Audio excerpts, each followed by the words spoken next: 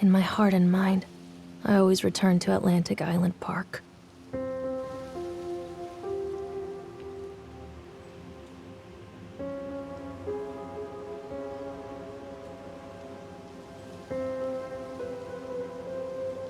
Where's Mr. Bear? I haven't seen Mr. Bear, Callum.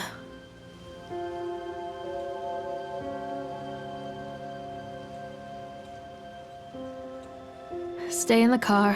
I'll go and ask information.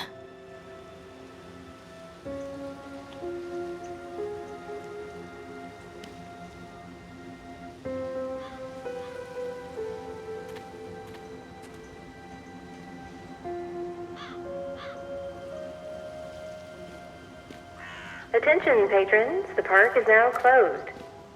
Please make your way to the car park at your earliest convenience. Employees prepare the park for shutdown.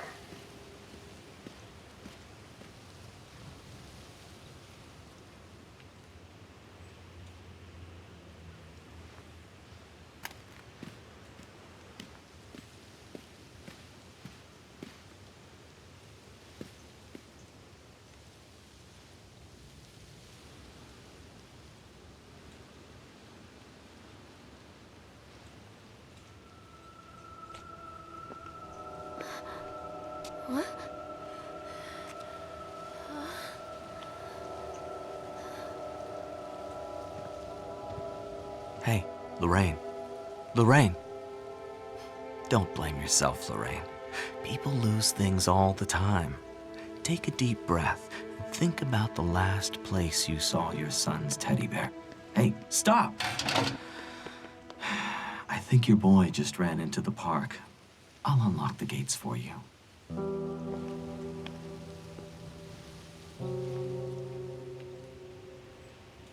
Callum, I told you to wait in the car! This way, Mommy!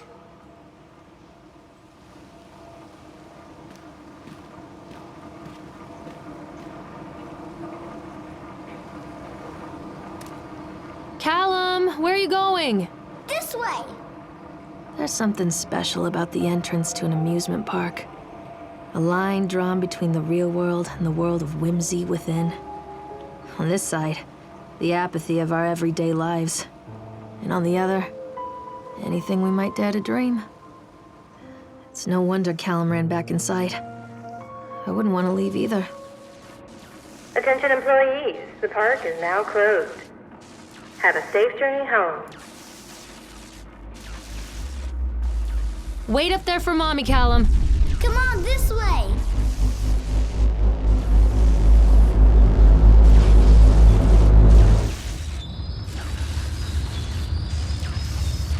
Wait up there for Mommy, Callum.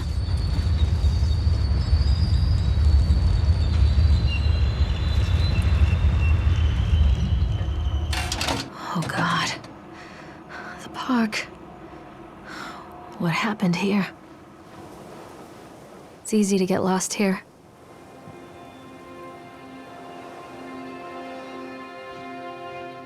Callum?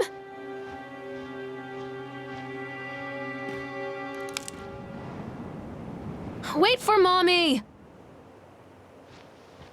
You can't catch me. Come to Mommy, Callum.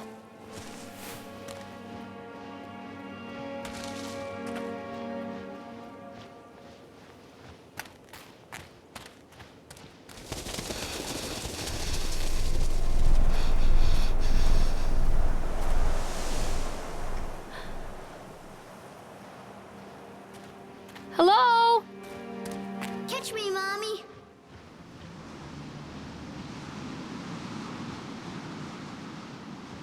Stop! Callum! Over here!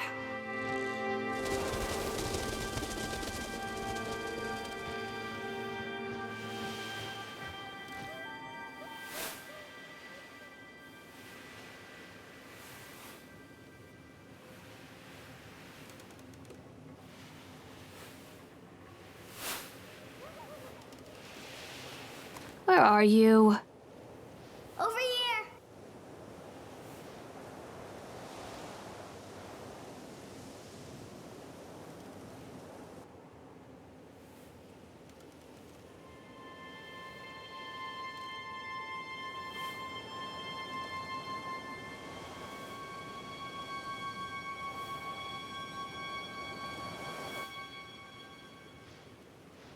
Wait for Mommy! Over here.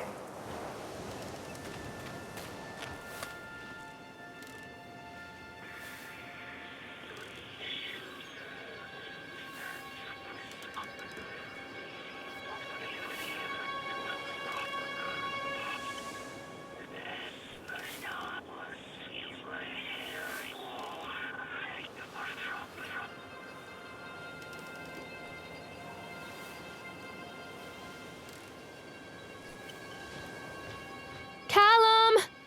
Where did you go? Come on, Mommy.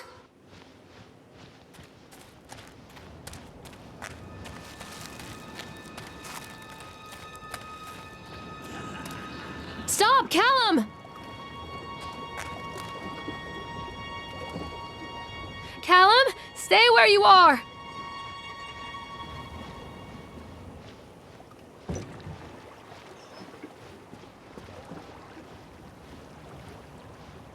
Come on, Mommy. Callum, stay where you are! Callum? A boy named Hansel and a girl. They were very poor and had very little to bite or suck.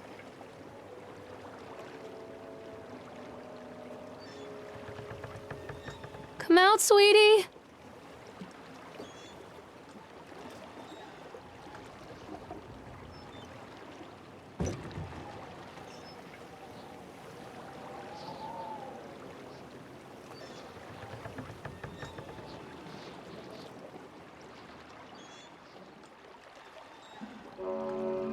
Near a great forest, there lived a poor woodcutter, his wife and his 2 children.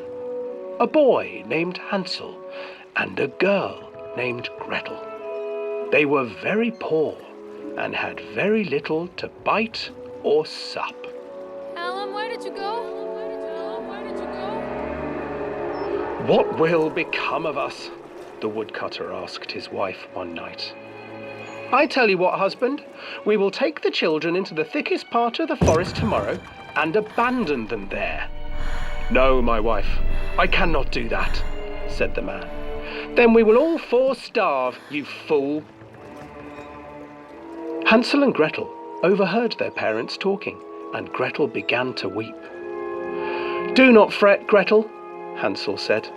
He crept out of the hut and gathered white stones from the ground to fill his pockets.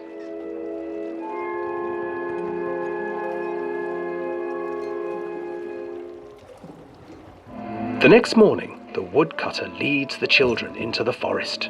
Before they leave, their mother gives them a slice of bread and warns them that they will get no more food that day. Clever Hansel leaves a trail of white stones behind them as they pass into the woods.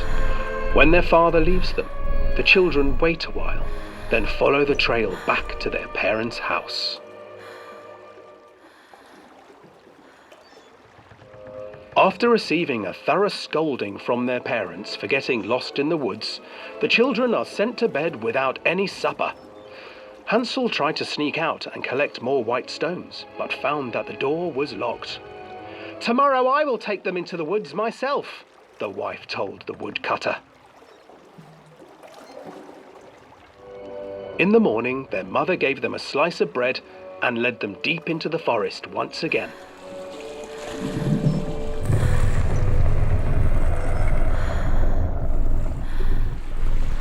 Hansel broke his bread into pieces and left a trail of breadcrumbs to lead them safely home. But hungry-eyed birds snatched up the breadcrumbs and his trail was destroyed. Abandoned by their parents and unable to find the trail home, the children wandered in the forest for 3 days.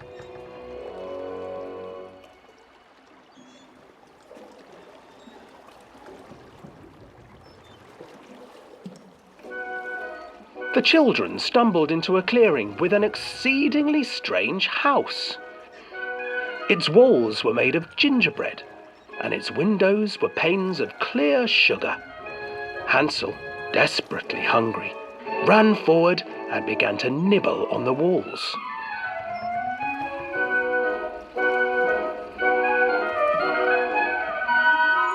Nibble, nibble, little mouse. Who is nibbling at my house?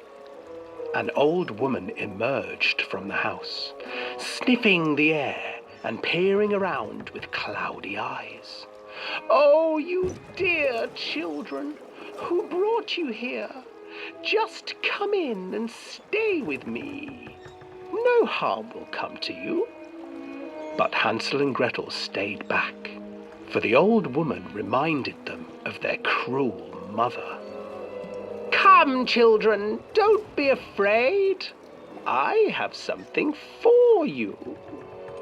The old woman offered them 2 enormous lollipops.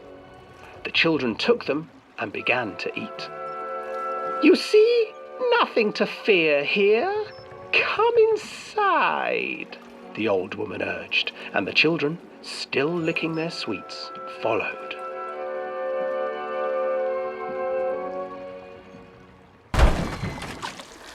Once inside the house, the old woman changed. She stuffed Hansel into a cage and put Gretel to work, sweeping and cleaning her hut. Your brother will make a good mouthful, the old witch told Gretel. Once he is fattened up, I shall feast upon him.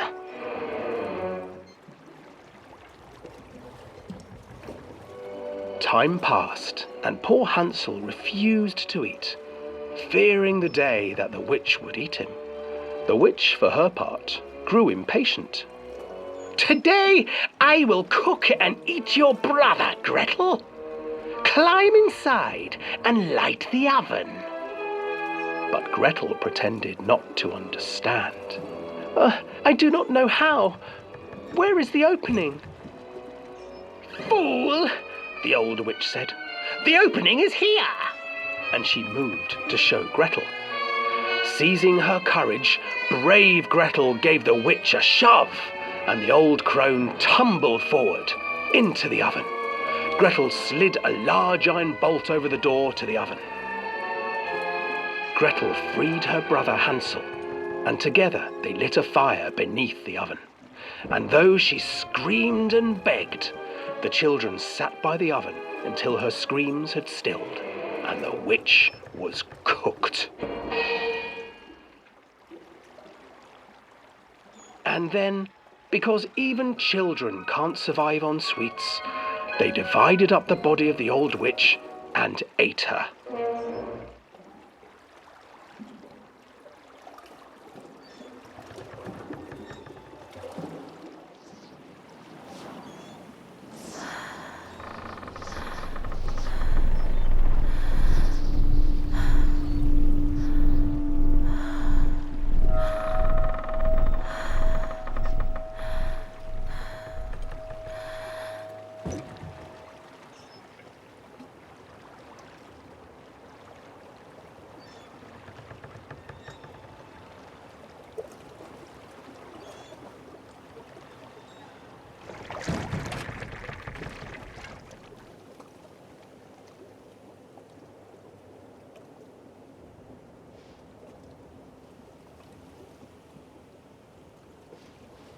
Stay where you are!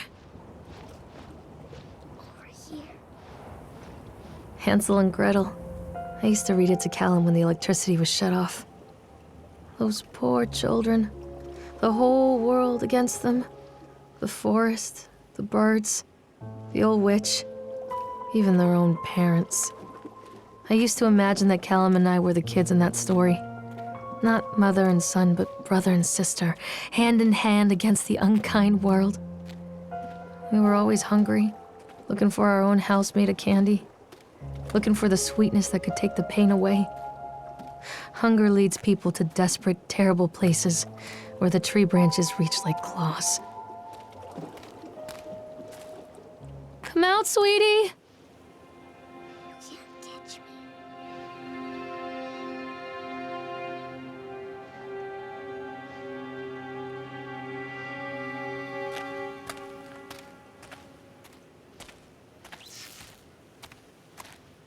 Another accident. This place.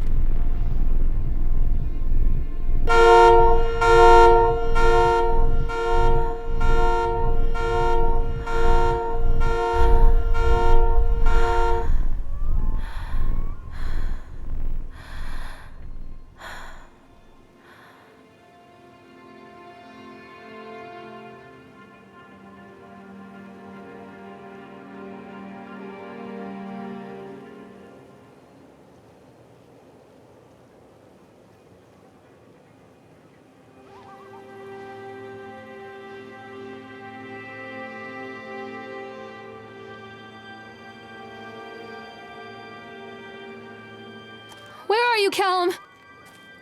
This way, Mommy.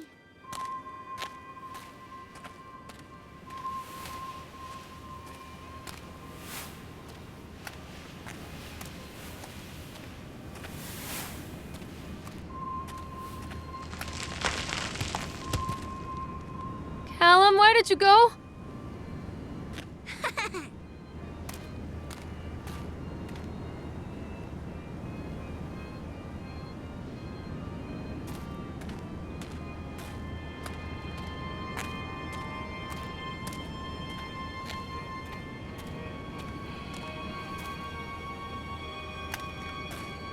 Wait for Mommy!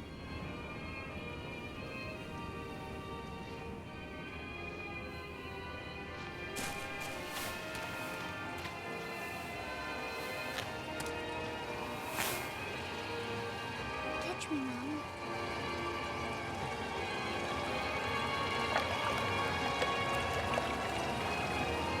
Mommy needs to see you, Callum.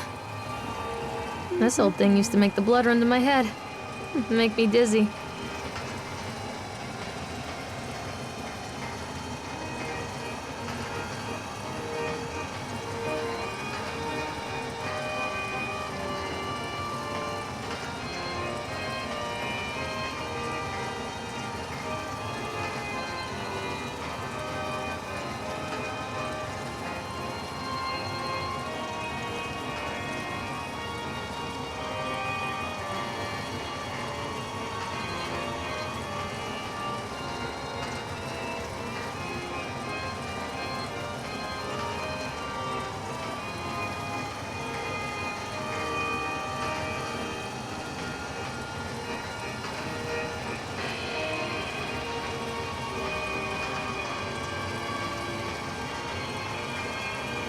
Come out, sweetie.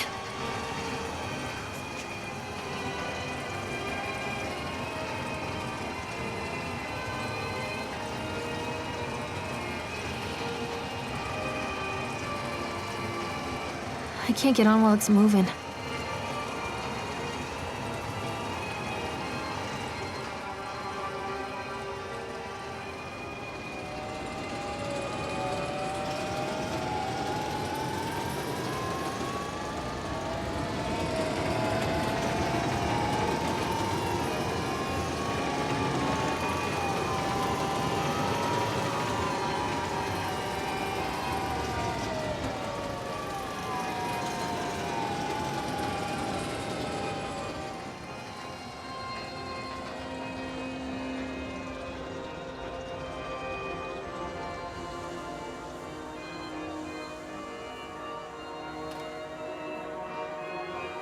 Where are you?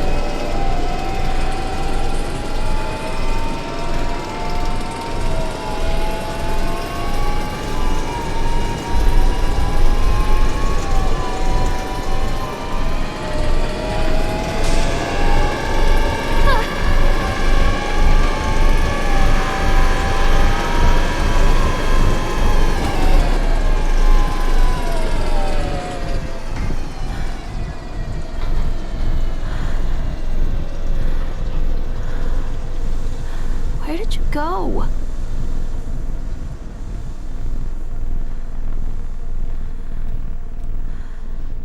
Treachery hides in thoughts.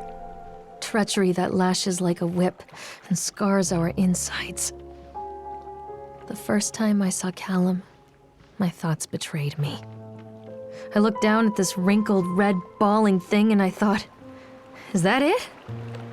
We build our world from expectations, and the world that I had built for Callum was no different. He was so real, so there, and so far from my expectations. And they shattered, and as they fell in pieces, that one treacherous thought became a new foundation. All of the love that we shared, all of the warmth and goodness that followed, built on a single, traitorous thought. Where are you? This way.